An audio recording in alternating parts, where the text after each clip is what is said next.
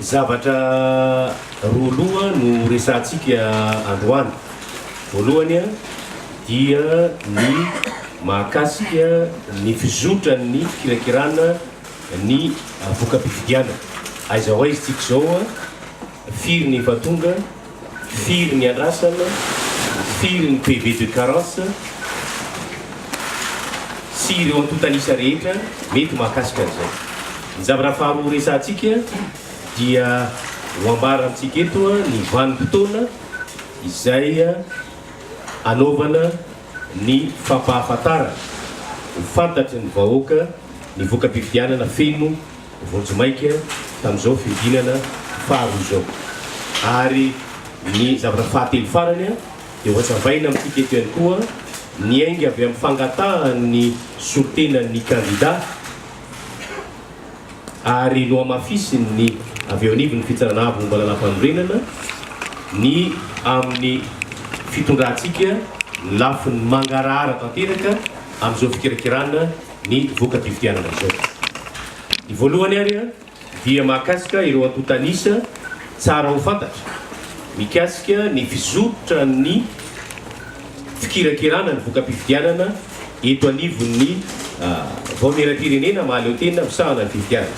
Toy izao ny antotanisa zany tsara ho fantatra.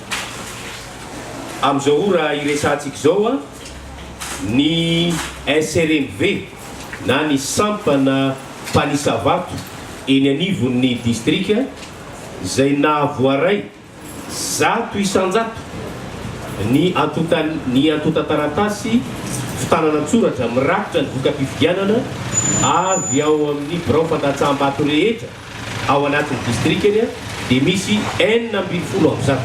Zany hoe SRMV telo zany sisa no mbola miandry ny PV vitsivitsy avy any amin'ny birao fandatsaham-bato any aminy. Rehefa ho tonga ireo PV amin'ny bureau de vote andrasan'izy ireo dia feno tanteraka ny antotanisa.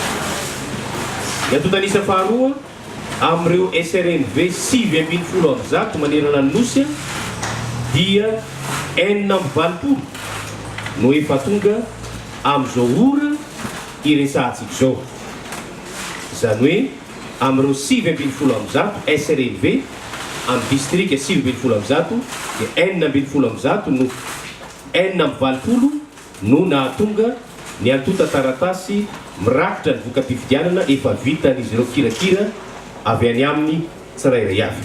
Ary farany antotanisa tsara ho fantatra distrika telo no ahitana hatreto ny PV de carence na ny antsoina hoe fitanana-tsoratra ahitana fototra ny tsy fanjariny ny latsabato tany amin'ny birao fandatsaham-bato sasany.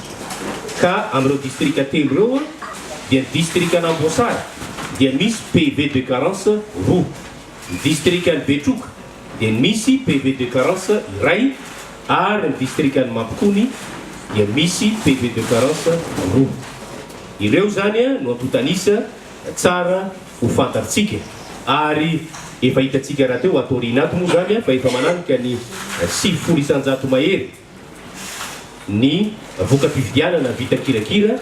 Ary raha izao afaka anampandehantsika zao dia izay no hidirana amin'ny tapany faharoa ho resantsika dia ny hoe satria raha ny vinavina raha ny antso atarby sy ny fandamina iarahana amin'ireo ratsamangaika sy ny manerana ny nosy dia rampitsoalina no ho tonga eto avokoa ireo tena trapara. Ireo distrika trapara ny resako dia eo amin'ny distrika telo efatra eo izy ireo. Noho izany dia manapa-kevitra ny vaomeram-pirenena mahaleo tena misahana ny fifidianana fa dia ny alakamisy fa 7 ny volana desambra amin'ny 4 ora tolakandro no ho totosaina eto amin'ny foiben'ny seni eto alarobia ny fampahafantarana ampahabe maso ny voka-pifidianana vonjomaika feno tamin'izao fiodinana faharoa ho amin'ny fifidianana filohan'ny Repoblika Madagasikara izao.